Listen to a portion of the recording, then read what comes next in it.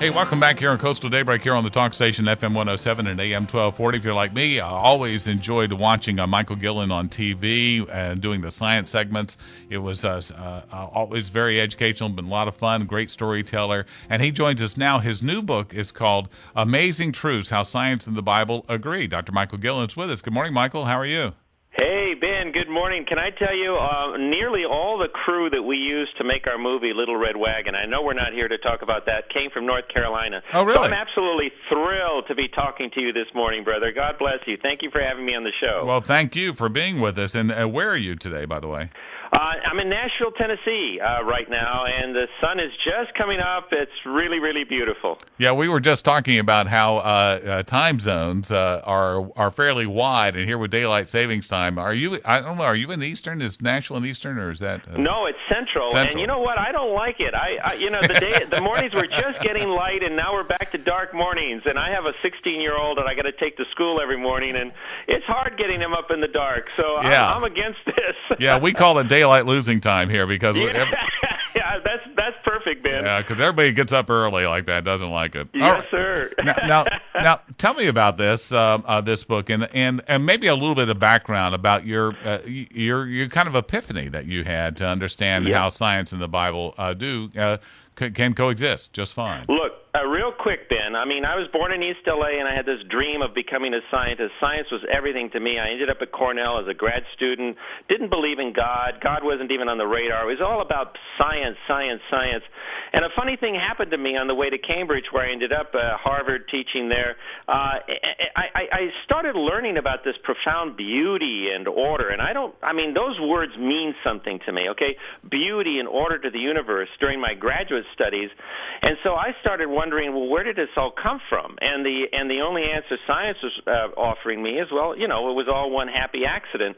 And, that just thrust me into an intellectual crisis because that just wasn't satisfying.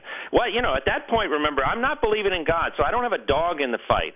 I was looking for answers that were intellectually satisfying. And so that I started learning about Buddhism and Hinduism and transcendental meditation, just looking for answers. Does anybody else have a better answer than this was just all an accident, And then I met this young lady, Laurel. She ended up being my wife, and she said, well, why don't we read the Bible? I'm saying, read the Bible? It just seems so unimaginative, unimaginative and not, they had no cachet. But, she and I literally started reading the Bible, Ben, started at Genesis 1:1, ended all the way to the end of Revelation.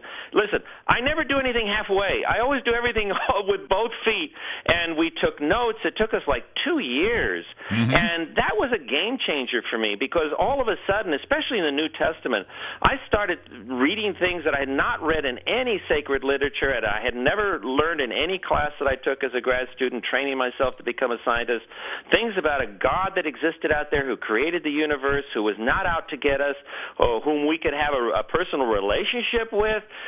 It just turned my world upside down, and then the next question became, well, how valid is this? How aligned is it with everything I'm learning in science? And whoa, the lid blew off of the whole volcano because I started what I discovered, and I put it into this book that HarperCollins just published.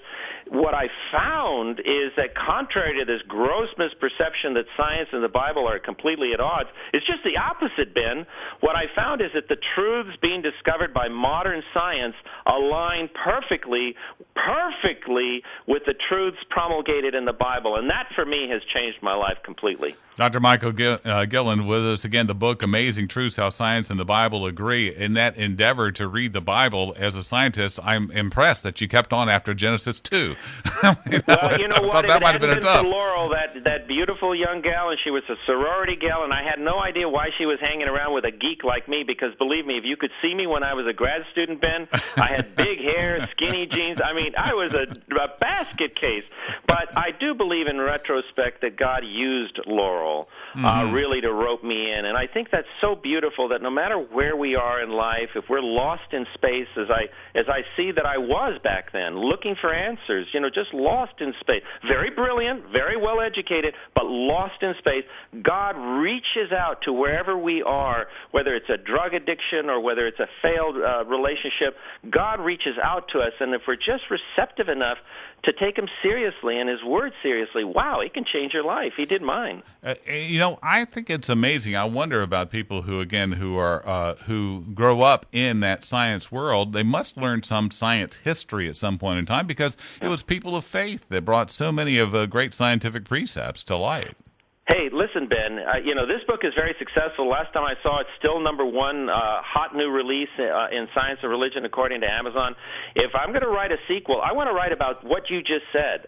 If you look at the founders of the scientific method. And by the way, the scientific method is, in my opinion, the most brilliant way we've ever come up with for investigating and understanding creation. It really is brilliant.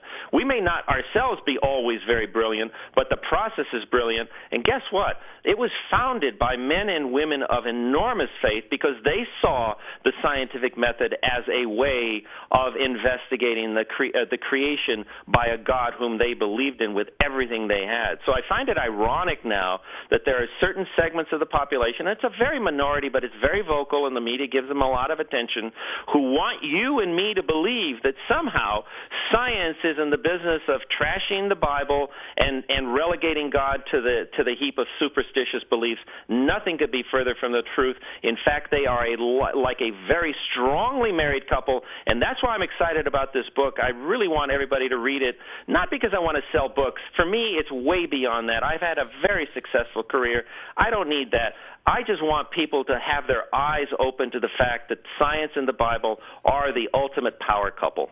Amazing truths how science and the Bible agree. I know I've preached the scientific method right alongside the Wesleyan quadrilateral, which is of using scripture, reason, tradition, and experience as a way of examining truth. And this is I think you're exactly right that that is not only one great foundational principle, but it's something we can use. We can examine. We can examine the world around us, both in our faith and science eyes. Why wouldn't we want to? I mean, I remember when I was at Cornell as a grad student, Carl Sagan was just becoming popular, and he had this favorite expression, the awe and majesty of the universe. But, Carl never dropped the other shoe, God bless him, and recognized, well, where did the awe and majesty of the universe come from? And aren't you the least bit curious about where it came from? Are you really satisfied intellectually to believe that this was all just one happy accident? And so, of course, why wouldn't we want to investigate the universe? Why wouldn't we want to encourage scientists to explore the universe? Are you afraid about the answers? Don't be afraid. There's nothing that science has discovered or anything that it will discover that will undermine your faith. Have faith in faith. Have faith in the Bible. Have faith in God. Nothing that science is creating about the universe is going to undermine. Just the opposite. It bolsters my faith, and that's why I'm so excited about this book, Ben. Again, the book is Amazing Truths, How Science and the Bible Agrees. And as you said, is it out and available everywhere now, doing very well? Unbelievably well. It is of all my books, this has just hit the roof, and I think it's because we live in a day and age, Ben, where the young generation especially are just not cracking open the Bible. They're just not giving it a chance. What they're hearing is that it's all about science. The science has become the miracle worker. It's giving sight to the blind. It's allowing the lame to walk. And kids are just being suckered into this misperception that somehow if you embrace science, you've got to turn your back on the Bible. And this book is saying to them, no, just the opposite. By all means, embrace science and its discoveries. It's fabulous what science is discovering about God's creation. But if you want answers beyond the ones science can provide you, look in the Bible. That's the rest of the story. In fact, that's the most important part of the story. That's what this book is all about. I think what you hit on with, as far as generational difference goes, and somehow we have turned that page and flipped the switch so that now people expect black and white answers. The curiosity has kind of been driven out of people, I think, in a lot of ways. And I think we should have curiosities about our faith and about science. I think those parallel. Oh, absolutely. I mean, let me give you one quick example.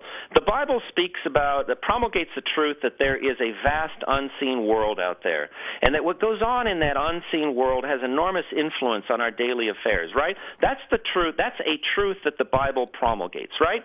Now, let's look at what science has discovered in just the last, say, 40, 50 years. It's discovered that 95, and I'm giving you the short story. If you want to read the whole chapter, it's a fascinating story about how they came to this truth.